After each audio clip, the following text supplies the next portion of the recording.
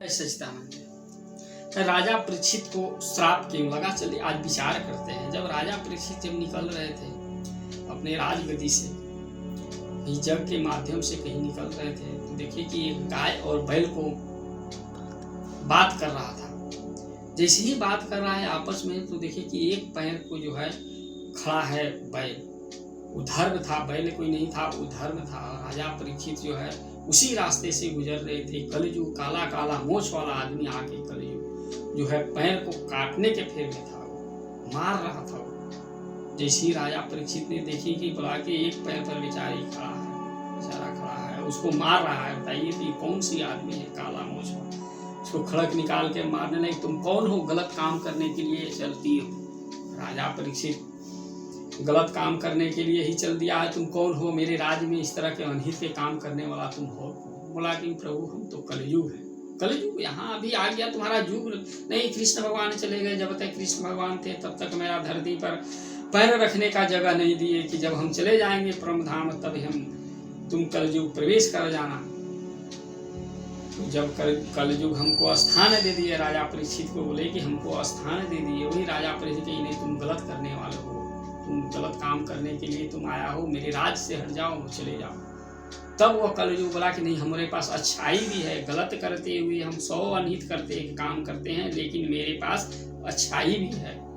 तो ये बोला कि क्या तुम अच्छाई हो, क्या करोगे तुम? तो कलयुग में जो भगवान को भक्ति करेगा उसमें काल का ग्रास हम नहीं करेंगे, और जो कलयुग भक्ति नहीं करेगा वो हम उसको काल का ग्रास कर लेंगे। जो भगवान को भक्ति करे, तब बोले कि तुम्हारा तो अच्छाई तो है, गुण तो है, जो भगवान को भक्ति करेगा तो तुम उसको काल का ग्रास नहीं बनाएंगे, तुम अनहित करते हुए नहीं। तब वही बोला कि चलो तुमको स्थान देते हैं, तुम गलत करने वाला है, 4 स्थान ले लो। धूतम पाणम स्त्रियासूना यत्र धर्मश्च चतुर्विद्या, 4 स्थान दे दिए। पहला ठिकाना दिए क्या है? जुआ, जहाँ जुआ होता है वहां। पानम मतलब कि दारू, मांस दारू जिसको कहते हैं, श्राप श्राप श्राप श्राप। तीसरा ठिकाना हिंसा, जहाँ हिंसा होता है, सुनब। और चौथा ठिकाना जो दे दिए कि स्त्री, जहाँ देह व्यापार होता है, जो गलत स्त्रियां रहती है वहां। 4 स्थान नहीं बोला कि तो गलत 4 कमरा दे दिए। 4 कमरा में तो ये तो हमको गलत ही करने वाला है, कोई अच्छाई तो दीजिए, हम तो कलयुग अच्छा है, पहले भी बोल चुके हैं हम अच्छाई है। तो चारों गलत काम करने वाला है, चारों जगह बहुत भीड़ रहेगा कलयुग में। मेरा जब युग आएगा कलयुग में, चारों स्थान में जहाँ दारू बिकता है वहाँ देखिए भीड़ जाके, जहाँ हिंसा होता है वहाँ भीड़ देखिए, जहाँ जुआ होता है वहाँ देखिए गलत काम ही करने वाला है। तभी वो राजा परीक्षित ने कही कि ठीक है, तुमको एक स्थान और देते हैं, सोना, जो रजोगुण का वास होता है। लेकिन कौन सोना में? जो गलत तरीका से कमाया हुआ सोना है उसमें कलयुग का वास होगा, और जो मेहनत और परिश्रम से कमाया हुआ सोना उसमें लक्ष्मी धनवंतरी का वास होगा। इसीलिए हम लोग दीपावली के दिन हम लोग खरीदते हैं कि शुभ हो, धनवंतरी लक्ष्मी का वास हो। जैसे दिए उस समय कलयुग जो है ग्रहण कर लिया कि ठीक है प्रभु। और सोना जो है राजा परीक्षित का गलत तरीका से सोना उस समय था।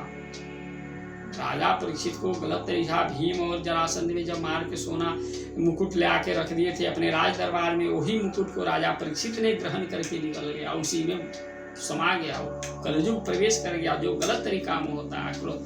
जैसे ही कलयुग सोना में घुस गया, क्रोधाधेन्ति स्मोह स्मोह स्मृति विवरण स्मृति प्रसाद बुद्धि नाश प्रतिशति, बुद्धि नाश हो गया, क्रोध से मोह हो गया, अहंकार उत्पन्न करके उनका कलयुग का बुद्धि सोना में पहुंच गया और उनका बुद्धि भ्रष्ट कर गया। जैसे ही आगे बढ़े थे, समीप मुनि के आश्रम था, वहां गए, पानी मांगे, पानी कोई देने वाला नहीं था। साधु समीप मुनि अपना समाधि में बैठे हुए थे, संत लोग सब सरोवर में चले गए थे। कहा कि तो ढोंगी कौन सी है, साधु है, ढोंगी है। उसको सांप को गला में मार कर डाल दिया, क्योंकि कलयुग का बुद्धि भ्रष्ट हो गया था। जैसे ही सांप को मार दिए, तैसे मारला के बाद में वो वहां से राज दरबार से हट गया। समीप मुनि के आश्रम में अपना राज दरबार में चले गए, मुकुट उठा रहे, तो देखे कि तो गलत हम काम कर दिए। उसी समय सिंगी का मालूम चला, उसका पुत्र का मालूम चला कि कोई गलत काम करके चले गया है, गला में सांप मार के डाल के चला गया है। वही सरोवर नदी के स्नान तुरंत लिए, स्नान किए हुए थे, स्नान किए हुए थे, तुरंत नदी में लिए पानी और कर दी, जाओ तुम जो गलत से गलत काम किया, 7वें दिन तुमको दक्षक नाग डस देगा, तुम कौन सी गलत काम कर दिया है, जो भी गलत काम किया।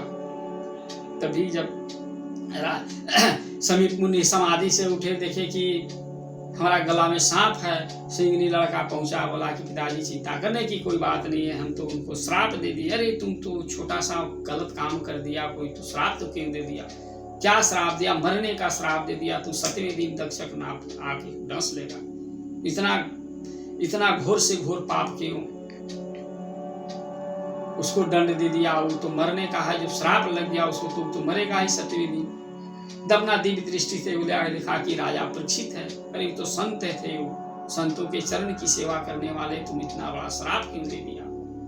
जैसे वो राज दरबार में गए तो कहीं कि जाओ तुम उसको राज दरबार में चलो, संत एक चेला को भेज दिए कि जाओ तुम उसको खबर दे दो कि तुम्हारा 7वें दिन दक्षक नाग श्राप लगा हुआ, मरने का श्राप लग गया। जब राजा परीक्षित इस बात को सुना, तब तुरंत सुखदेव राजा परीक्षित ने तुरंत इनके यहाँ चले गए, समीप मुनि के आश्रम में निवारण करने के लिए चले गए कि प्रभु हमको कोई निवारण का उपाय बताएं।